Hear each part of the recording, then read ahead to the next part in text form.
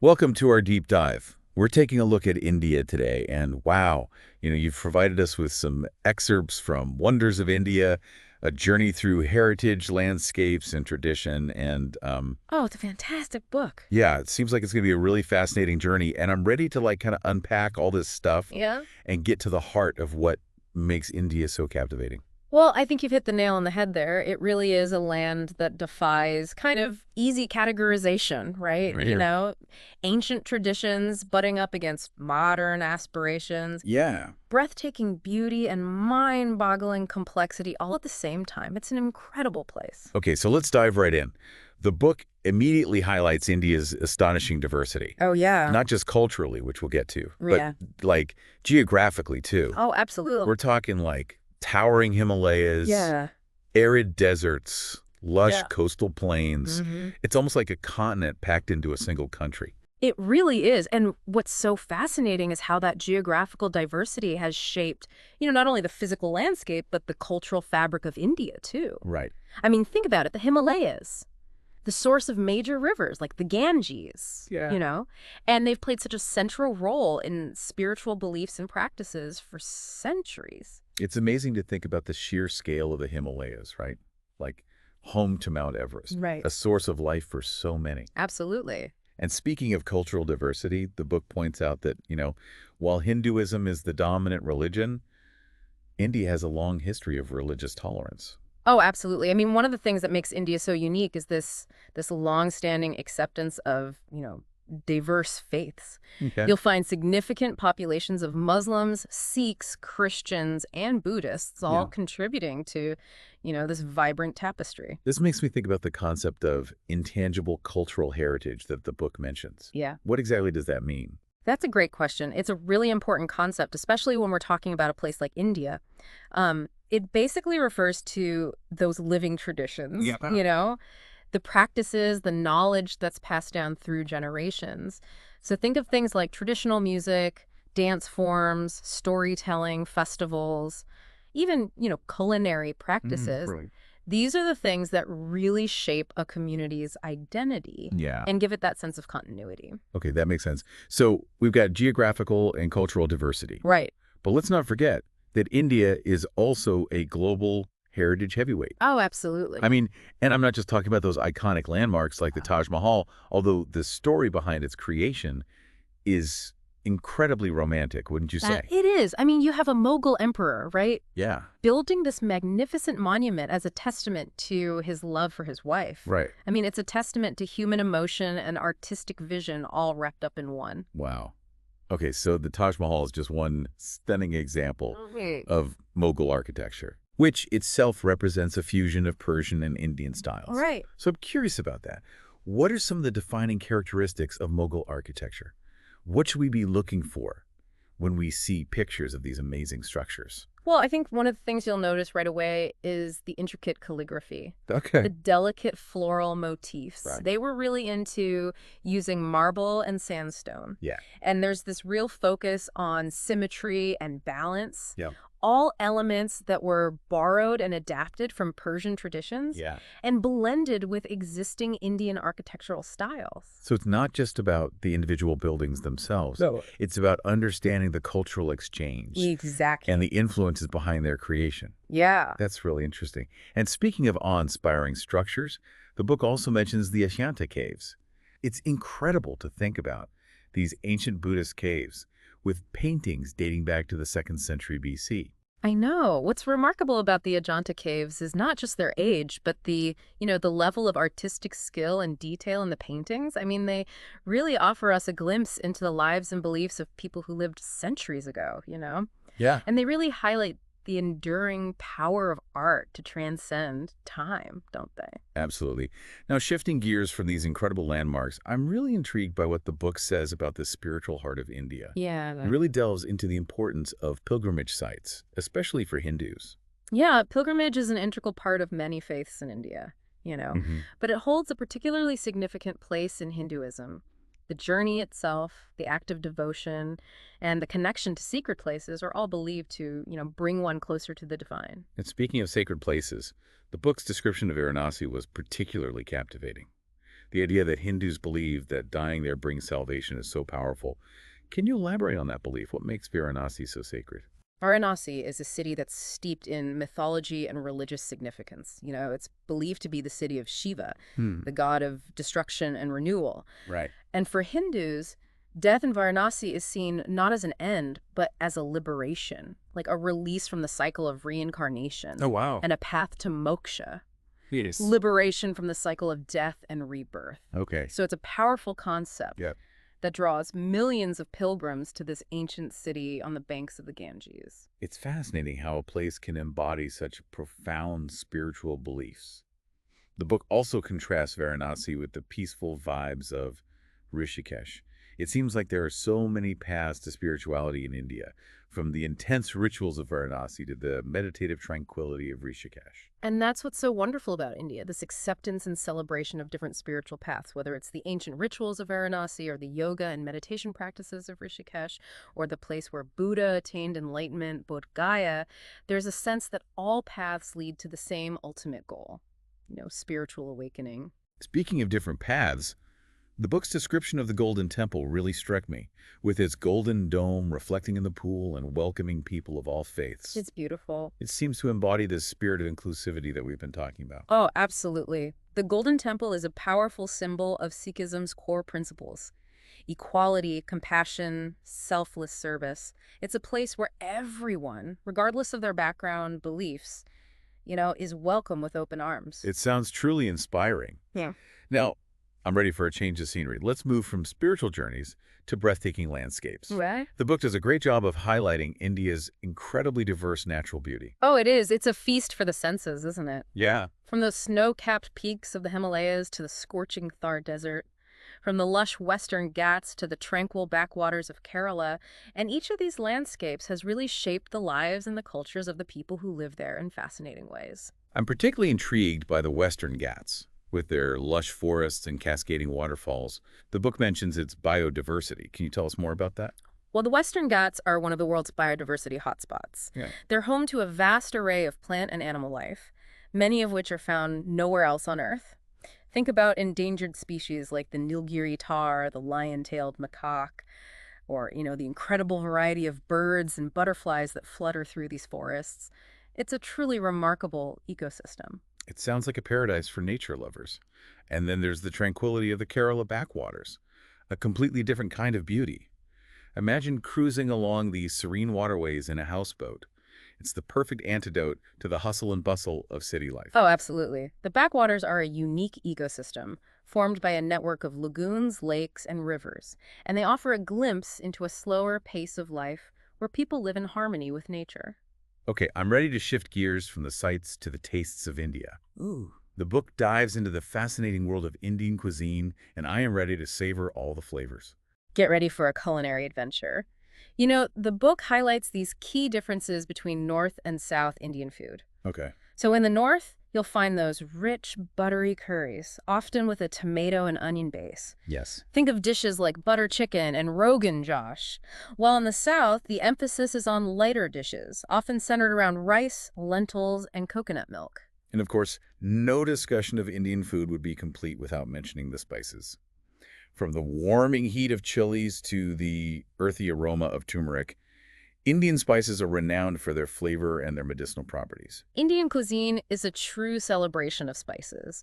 And it's interesting to note that these spices played a key role in shaping global trade routes. Oh, really? Yeah, the spice trade connected India to the rest of the world for centuries, and the demand for Indian spices drove exploration and cultural exchange. So we've covered a lot of ground, from the Himalayas to the backwaters, from the Taj Mahal to the Golden Temple, from spicy curries to the global impact of Indian spices. But what about the future of this incredible country? The book talks about modern India in the making. What are some of the key trends and challenges facing India today? Well, India is at a crossroads. Grappling with rapid urbanization, technological advancements, Yeah. the pressures of a globalized world. Right. I think one of the key challenges is finding that balance, right, between progress and preserving its rich cultural heritage. It's a fascinating and complex issue. Yeah. It seems like India is facing a similar challenge to many countries around the world.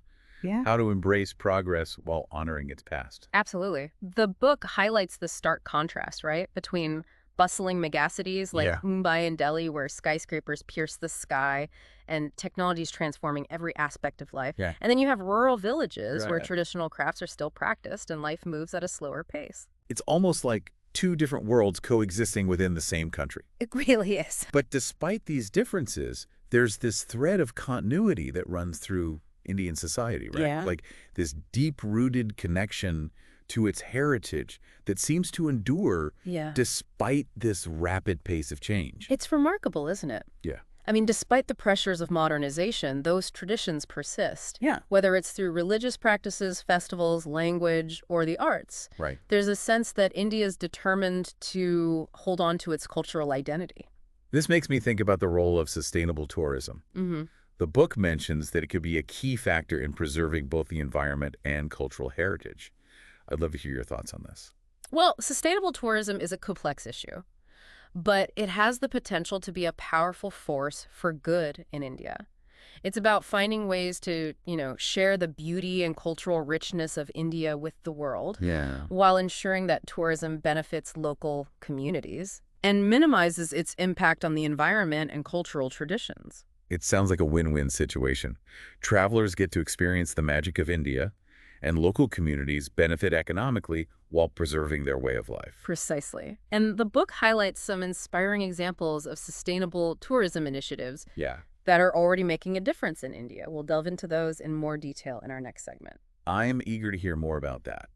But for now, we've covered a lot of ground, and I think it's time for a break.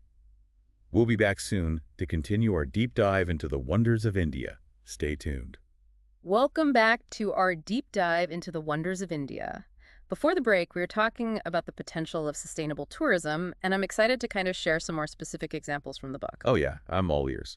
I'm really curious to see how sustainable tourism is actually playing out in India. Yeah, me too. The book mentions some inspiring initiatives. Yeah, well, one example that stands out is the development of community-based tourism in rural areas. The book talks about villages in Rajasthan where local communities have come together to Right. offer travelers authentic experiences, Yeah. like staying in traditional homes, learning about local crafts, participating in village life. That sounds amazing. Yeah, That's a far cry from, the typical tourist experience. right. Staying in a generic hotel, visiting the same crowded attractions as everyone else. Exactly. This is about, immersing yourself Yeah. in the local culture, connecting with people, Right. and supporting their livelihoods directly. It benefits both sides. It does. Travelers get a unique and meaningful experience, Right. while the communities benefit economically and gain a sense of pride in sharing their heritage. It's a beautiful model. It really is. Are there other examples of sustainable tourism initiatives that the book highlights? Yes, the book also discusses the growing popularity of ecotourism in India. For example, in Kerala, there are initiatives focused on preserving, that fragile ecosystem of the backwaters. Right. So they're promoting responsible boating practices, limiting the number of houseboats allowed in certain areas, and educating tourists about the importance of protecting, the local flora and fauna. So it's not just about minimizing the negative impact of tourism. No. It's also about actively contributing to conservation efforts. Right. I like that. Yeah. And this concept extends beyond protecting natural wonders Yeah, to preserving cultural heritage as well. absolutely. The book talks about initiatives to restore and maintain historical sites, often involving local communities in the process, Yeah, which is great. which is great. To give them ownership. And this makes me think about all the incredible historical monuments that India is home to. Mm. The book really takes us on a journey through time, starting with ancient empires like the Mauryas, Oh, yeah. those Ashoka pillars. Like imagine Emperor Ashoka, Mm-hmm. right, erecting these towering stone columns all across his vast empire, each inscribed with edicts promoting peace and justice. It's amazing to think about how they've stood the test of time, They have. silently witnessing centuries of history unfold. It's a testament to his vision Yeah. and the skill of the artisans who created them. And what's even more remarkable is that these edicts are considered some of the earliest examples of a ruler promoting principles of nonviolence, Oh, wow. tolerance, and social welfare. It's incredible to think that these ideas were being espoused centuries ago. It is. And then there's the Mughal era, Right. with its opulent palaces and breathtaking mosques. Oh, stunning. I mean, the Taj Mahal is just one example of the architectural wonders from that period. Absolutely. The book describes other stunning examples of Mughal craftsmanship, like the Red Fort in Delhi. Okay. This sprawling complex of red sandstone buildings with its intricate carvings and imposing walls. I mean, it served as the seat of Mughal power for centuries. Wow, so it's a symbol of the grandeur and might of the Mughal Empire. Absolutely. It's fascinating how these monuments not only showcase the architectural brilliance of the Mughal era, but they also offer these insights into the social and cultural life of that time. Right. They're like time capsules. The book mentions that the Red Fort housed palaces, gardens, mosques, even a bustling marketplace. It must have been an incredible sight to behold. Oh, I'm sure it was. And it wasn't just about, showcasing power and wealth. It was also about creating spaces for beauty and contemplation. Yeah. The Mughal gardens, for example, were designed to kind of evoke paradise on earth with their intricate water features, fragrant flowers, shaded pathways. Oh, and speaking of stepping back in time, the book also mentions Fatehpur Sikri, the magnificent capital built by Emperor Akbar. Oh, yes. It's a ghost city now, but exploring those deserted palaces and grand mosques must feel like stepping into a time capsule. I can only imagine. Really. What's interesting about Fatehpur Sikri is that it reflects Akbar's vision of religious tolerance. He invited scholars, representatives from different faiths, to his court. Right. And this spirit of inclusivity is really reflected in the architecture of the city. So it seems like the Mughal era was a period of great cultural exchange and innovation, blending Persian and Indian traditions in fascinating ways. And then, of course, there's the British colonial era, Right. which left its own architectural mark on India. Absolutely. You can see it everywhere. The book mentions several landmarks from that period, Yeah. like the Victoria Memorial in Kolkata, Right. the Gateway of India in Mumbai. Yeah, and those colonial era buildings often blended, European architectural styles with Indian elements, creating this unique hybrid style, Right. which speaks to that complex cultural interplay that occurred during that time. Yeah, it's fascinating how the architecture of India reflects these layers upon layers of history, each era leaving its own indelible mark. But beyond the grandeur of these monuments, the book also delves into the heart of rural India, Right. where traditions and village life hold a special significance. Yeah, it's easy to get caught up in the allure of the big cities and the iconic landmarks. Yeah. But rural India is where you truly experience, the soul of the country. Right. The book highlights the importance of traditional crafts, farming practices, and those strong social bonds that really define village life. It's intriguing to think about these rural communities, right? Mm-hmm. Preserving crafts that have been passed down for generations, weaving intricate textiles, Yeah. creating beautiful pottery, crafting exquisite jewelry. It's like keeping a part of their history alive through their artistry. And those crafts are not merely decorative. Yeah. They often serve a practical purpose in everyday village life. They're woven into the fabric of their existence, so to speak. Oh, I like that. And let's not forget about agriculture, Right. which is still the backbone of the Indian economy. Mhm. The book mentions that many rural communities rely on traditional farming practices, Yeah. passed down through generations. Yeah, it's a connection to the land and a way of life that's increasingly rare in our modern world. It is. It's a delicate balance, though. It is. Right. Mm-hmm. How do these rural communities sustain their way of life while also adapting to the pressures of a globalized world? The book touches upon the concept of sustainable tourism as a potential solution, right? It does.